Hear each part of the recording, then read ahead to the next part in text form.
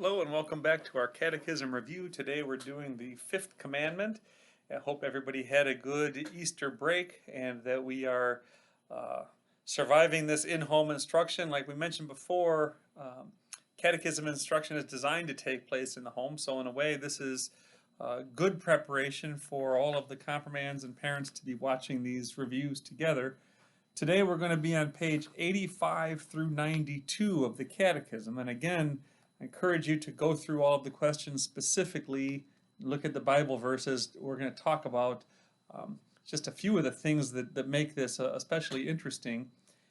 And I do want you, once again, memorizing those catechism explanations. So we should fear and love God so that we do not hurt or harm our neighbor in his body, but help and support him in every physical need.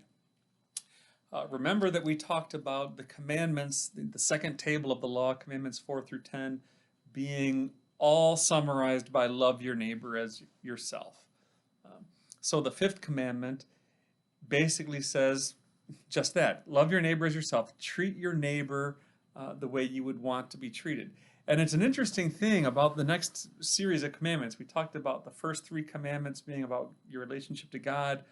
The fourth commandment being kind of this transition because your parents are God's representatives in your life. And then starting with the fifth commandment is love your neighbor as yourself in a sort of the order of the things that make your neighbor who he is. So the fifth commandment is your neighbor's life, his body, himself. The sixth commandment is your neighbor's marriage and family. We know that in marriage the two become one, and so there's nothing closer to a person than a spouse and family. The seventh commandment is about your neighbor's stuff. Treat your neighbor's stuff as just as important as you treat your own stuff. And the eighth commandment is about his reputation. Guard your neighbor's reputation just as zealously as you guard your own reputation. So today we're just going to go with the basic one, the fifth commandment, you shall not murder. I think we all sense that, okay, murder is wrong. That's true in every moral code, every society, every religion, pretty much. Nobody thinks that murdering is okay. But how do we apply that? It's interesting to note that Jesus says in the Sermon on the Mount that anyone who hates his neighbor is guilty of murdering his neighbor in his heart. That murder flows from this failure to love your neighbor as yourself. Your hatred, your despising of your neighbor, out of that comes murder. So it's really our own sinful nature. Remember the law is that mirror that shows you your sin. Even when you just hate somebody, it shows you that deep down you have it in you to be a murderer. In fact, in a sense, you are a murderer because you are declaring your neighbor to be less than yourself by hating him. So we go through question 59, who is your neighbor? Well, it's really everybody, but it's especially the people closest to you. So the people in your immediate circle, the people further out, but in the sense, everybody in the world becomes your neighbor. So it's your job, first and foremost, just not to hurt other people. That seems very, very basic. It means preventing other people from hurting other people. You might have to step in. If you see somebody getting beat up, you might have to say, hey, you can't do that. Neglecting to assist people in bodily need. This is a big one. If you look at C there in the middle of page 86, how are you loving your neighbor as yourself with regard to his body and his life if you see somebody drowning and you don't try to rescue them, or you see somebody starving and you don't try to feed them? So sometimes just by ignoring the other person in their particular emergency, you can be breaking the fifth commandment. And then lastly, as we talked about D, harboring that hatred in your heart. So what do? We come to the neighbor's aid. We seek to treat the neighbor with compassion as though they are just as important as we are. Their life matters as much as our life. Their security matters as much as our security. Um, so you got to look at all of these specific issues then and kind of caveats as they've come up. Um, some people say, well, why isn't it you shall not kill? That's how it's often translated. You shall not kill, not you shall not murder. Well, it's two different words in the original, and they mean different things. Murder really only applies to human beings. Okay, so let's say you're a hunter and you kill a deer. That may or may not be right or wrong. That's not the issue here, but it's not a violation of the fifth commandment. Um, whether you believe in hunting or you believe in being kind to all animals or anything like that, it's not a fifth commandment issue because murder only applies to human beings. So that's one thing that we have to be clear. It's people to people, and because of that, we need to know what a person is. And a person is a person from the moment of conception till natural death. So that means there's a couple of things that this commandment forbids to Christians that are actually perfectly legal in most places in the world, or many places in the world. And one of those is abortion. Abortion is deliberately terminating a pregnancy for a variety of reasons, but it's not an act of loving your neighbor as yourself, because that unborn child is your neighbor. Their life matters just like anybody else's life matters. Now, there can be some instances where that life is going to cause somebody else's death. The mother might die giving birth, and then you have to make a decision.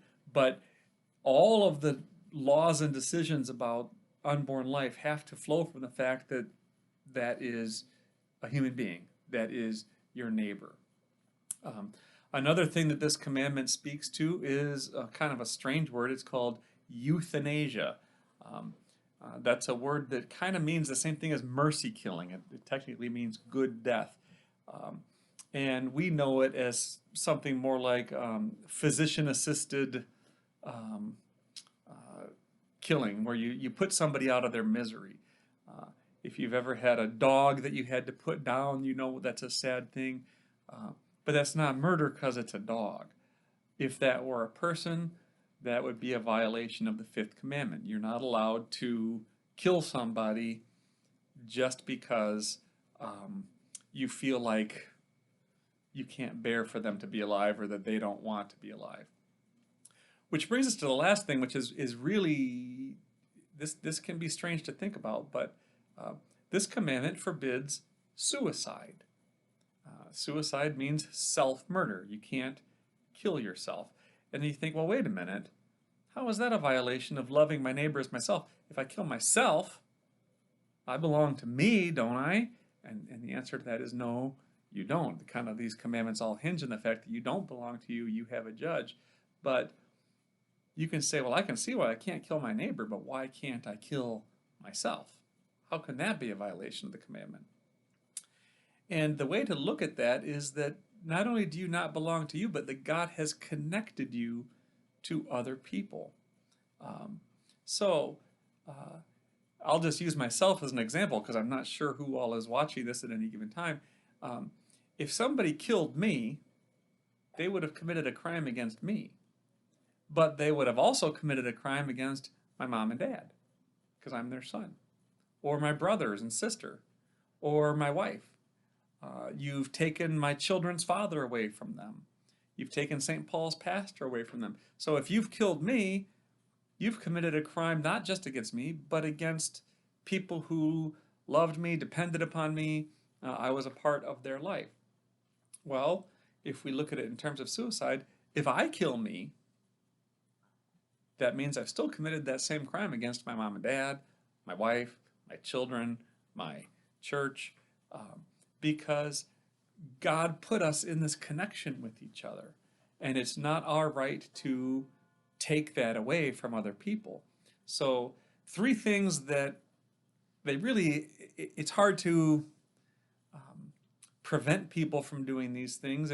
There are legal issues involved. There's all kinds of debate. But for purposes of the Christian church, abortion, euthanasia, and suicide are forbidden by this commandment, you shall not murder. Well, does that mean all killing is always murder? And again, the answer to that is no. There can be, in certain circumstances, authorized killing of a human being.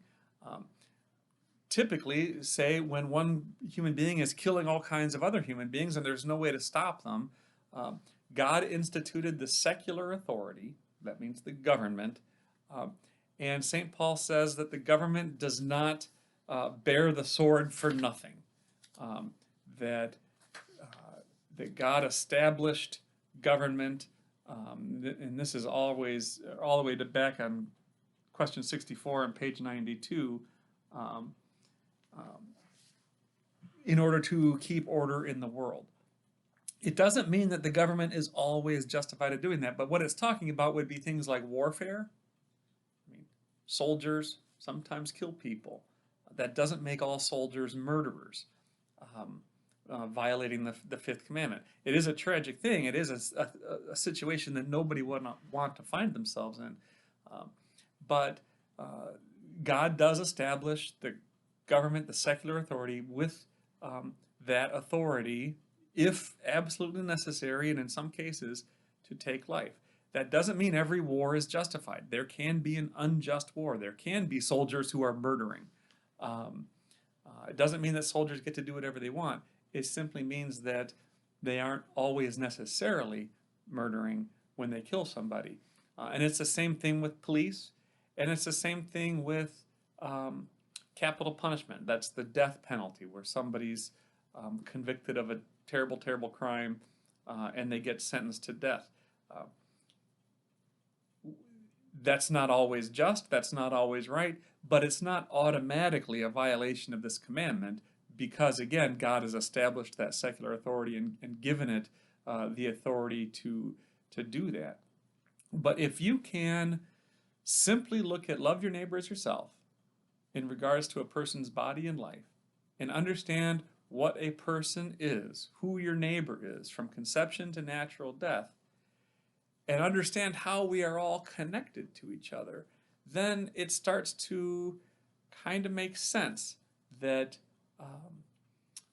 when we do that, when we try to love our neighbor as ourselves, why abortion and euthanasia and suicide are not in keeping with this commandment, and why capital punishment and warfare can be in keeping with this commandment and also sometimes might not be, but things like hunting or killing animals or eating meat are not violations of this commandment, whether or not you think they're right or wrong for other reasons.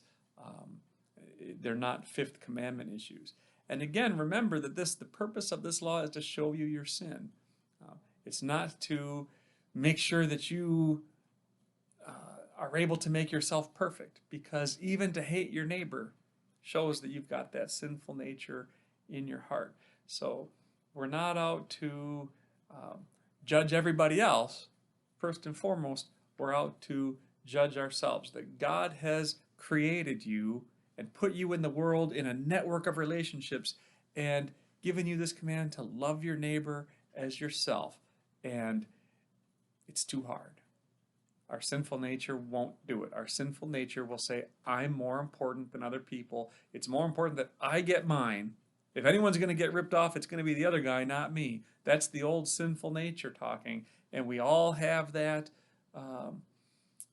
that deep ingrained within us. And that's why the law holds us up to that mirror and says, you are not what God created you to be. You need redemption. You need forgiveness. And as we go through the creed and the other parts of the catechism, we're going to see how that all points to Jesus Christ. But for today, please look at the catechism all the way up through page 92. Be memorizing that brief explanation about you shall not murder. Once again, I hope you have a blessed Easter season, and we will continue with the sixth commandment tomorrow.